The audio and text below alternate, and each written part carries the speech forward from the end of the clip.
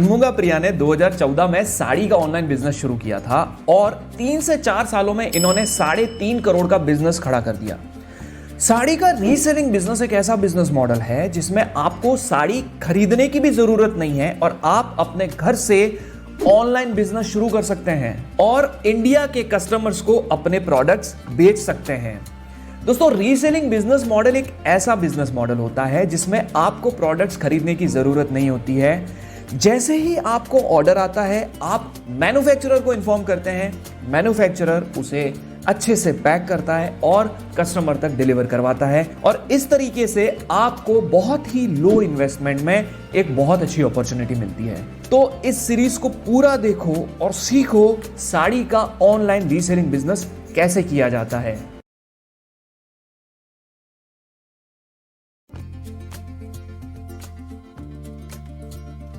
दोस्तों, reselling business के model में आप हर राज्य में अलग अलग तरीके की साड़ी भी सेल कर सकते हैं। आपके पास बहुत सारे ऑप्शन हैं क्योंकि हमारे देश में जिस प्रकार से भाषा अलग अलग बोली जाती है उसी तरीके से पहनावा भी जो है वो बहुत अलग है।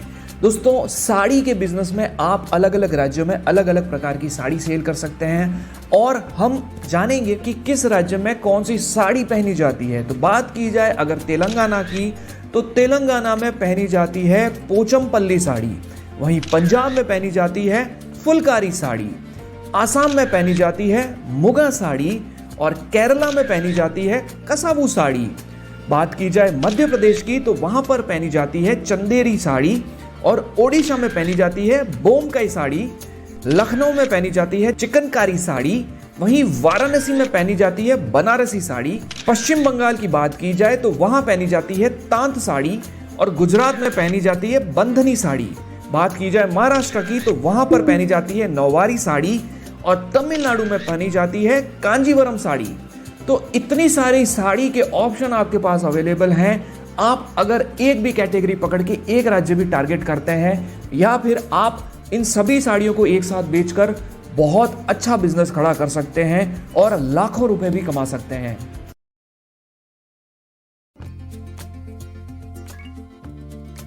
अब बात आती है मैन्युफैक्चरर की, तो ये एक बहुत इंपॉर्टेंट टॉपिक है। अगर आपको सही मैन्युफैक्चरर नहीं मिलता है तो हो सकता है कि आपको ऑर्डर आ जाए, आप मैन्युफैक्चरर को बोल दें कि कस्टमर को प्रोडक्ट भेजना है लेकिन मैन्युफैक्चरर उसमें डिले कर दे या फिर मैन्युफैक्चरर के पास वो प्रोडक्ट अवेलेबल ना हो।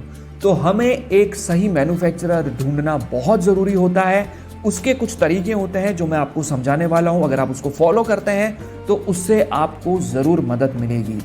तो सबसे आसान जो तरीका है वो है इंडिया मार्ट। इंडिया मार्ट पे आपको हज़ारों मैन्युफैक्चरर मिल जाएंगे, जेन्युइन मैन्युफैक्चरर मिल जाएंगे जिनसे आप संपर्क कर सकते हैं। उनसे बात करके आप उनको जो है अपना बिजनेस मॉडल समझा सकते हैं और उनकी जो भी शर्तें हैं वो आप आपस में डिस्कस करके अपने बिजनेस को शुरू कर सकते हैं। जैसे ही ऑर्डर आएगा, मैन्युफैक्चरर उसे पैक करेगा और कस्टमर को डिलीवर कराएगा। कुछ मैन्युफैक्चरर इसमें आपको कैश ऑन डिलीवरी ऑर्डर्स भी अवेलेबल कराते हैं और कुछ मैन्युफैक्चरर इसमें ईजी रिटर्न्स की पॉलिसी भी एक्सेप्ट करते हैं। और जो दूसरा तरीका है जिसमें आप मैन्युफैक्चरर ढूंढ सकते हैं वो है इंस्टाग्राम की मदद से, क्योंकि इंस्टाग्राम के ऊपर भी आपको बहुत सारे रीसेलर्स और मैन्युफैक्चरर मिल जाएंगे जो आपके बिजनेस को ग्रो करने में आपकी मदद करेंगे।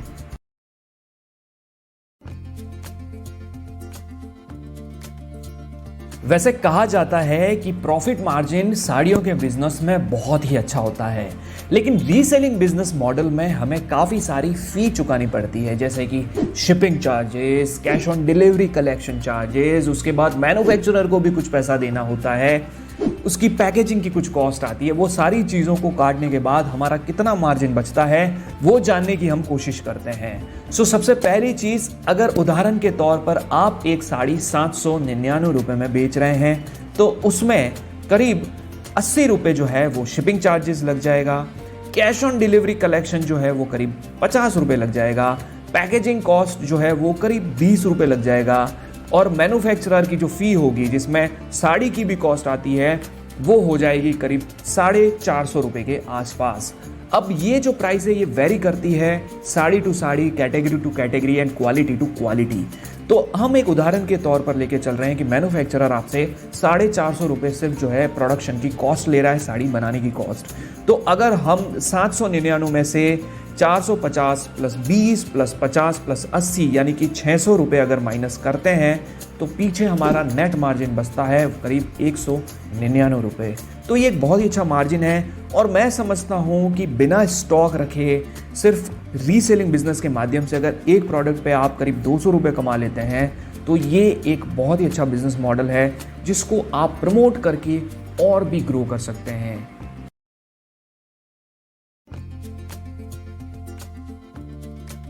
अब जो सबसे इंपॉर्टेंट काम है वो है कि आपको कम्युनिटी बिल्ड करनी होगी। कम्युनिटी बिल्ड करने का मतलब ये होता है कि जैसे ही मैन्युफैक्चरर आपको कुछ अच्छे प्रोडक्ट के इमेजेस भेजता है उसे आपको अपने फैमिली, फ्रेंड्स और जो भी आपके नोन हैं उन्हें फॉरवर्ड करना होता है और उनसे रिक्वेस्ट करनी होती है कि वो भी अपने स्टेटस में इन इमेजेस को लगाएं सो दैट उनके जो दोस्त हैं, उनके जो फ्रेंड्स हैं, फैमिली मेंबर्स हैं, वो भी इन प्रोडक्ट्स को देखें और ऑर्डर प्लेस करें। तो इसके लिए आपको एक ग्रुप बनाना होता है व्हाट्सएप के ऊपर। उसके साथ साथ आप अदर सोशल मीडिया प्लेटफॉर्म जैसे कि इंस्टाग्राम और फेसबुक के ऊपर भी अपने पेजेस और कम्युनिटी बिल्ड करके इस बिजनेस को ग्रो कर सकते हैं। ऐसा करने का सबसे बड़ा बेनिफिट ये है कि लॉन्ग टर्म में जब आपकी कम्युनिटी बिल्ड हो जाएगी, आपके बहुत सारे बायर जो है आपकी कम्युनिटी में जुड़ जाएंगे, तब आप जो है उनको फ्यूचर में मल्टीपल ऑप्शंस दे सकते हैं, अलग अलग प्रोडक्ट के इमेजेस शेयर कर सकते हैं और जो भी ऑफर आप प्रोवाइड करेंगे उन ऑफर को वो ऑप्ट करके डिस्काउंट लेके आपको बहुत सारे ऑर्डर प्लेस कर सकते हैं। तो कम्युनिटी बिल्ड करने से आपको बहुत फायदा होगा और कम्युनिटी बिल्ड करने के लिए आप व्हाट्सएप, इंस्टाग्राम और फेसबुक का बहुत अच्छा मदद ले सकते हैं।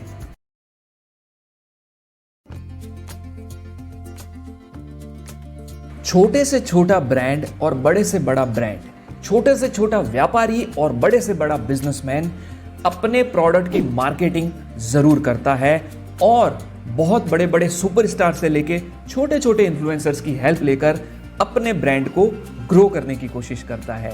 दोस्तों, रीसेलिंग बिजनेस में आप भी इन्फ्लुएंसर की मदद ले सकते हैं और अपने प्रोडक्ट्स जो हैं, कुछ प्रोडक्ट्स इन्फ्लुएंसर्स को भिजवा कर और उनसे मार्केटिंग करवा सकते हैं। अब आपके दिमाग में एक सवाल आ रहा होगा कि ये इन्फ्लुएंसर्स तो बहुत ज़्यादा पैसे लेते होंगे और बेसिकली इन्फ्लुएंसर होते कौन है? तो अगर आप इंस्टाग्राम पे जाएंगे तो आपको बहुत सारे ऐसे मॉडल्स या फिर पब्लिक फिगर्स मिल जाएंगे जो अभी इनिशियली स्टेज पर अपने जो है इंस्टाग्राम पे अपनी प्रोफाइल बना रहे हैं, जिनके ज़्यादा फॉलोअर्स नहीं हैं, जैसे 1000 है, 10,000 है या फिर 15,000, 20,000 फॉलोवर है, ज़्यादा फॉलोवर नहीं है। आप उनके साथ कोलैबोरेशन करें और उन्हें कहिए कि आप हमारे प्रोडक्ट को जो है प्रमोट करें और हमारा व्हाट्सएप नंबर आपके डिस्क्रिप्शन में डाल दें सो दैट जितने भी लोग हैं वो हमारे से जुड़े, आपको जो फॉलो करते हैं वो हमसे जुड़े और हमें उससे बेनिफिट हो। और इन्फ्लुएंसर की जो फ़ी है आप उन्हें एक बार वन टाइम फ़ी पे कर सकते हैं और हमेशा के लिए उनके द्वारा प्रमोट किया हुआ आपका प्रोडक्ट उनकी प्रोफाइल में रहेगा, जिससे आपको फ्यूचर में भी बेनिफिट मिल सकता है। और एक इन्फ्लुएंसर की जो फ़ी होती है अगर इनिशियल स्टेज पे आप माने तो 2 से 5,000 रुपये में आपको इजीली एक इन्फ्लुएंसर मिल जाएगा। तो बहुत सारी ऐसी फीमेल मॉडल्स हैं जिनसे आप संपर्क करके अपनी साड़ीज़ जो है वो प्रमोट करवा सकते हैं और अपने बिजनेस को ग्रो करवा सकते हैं।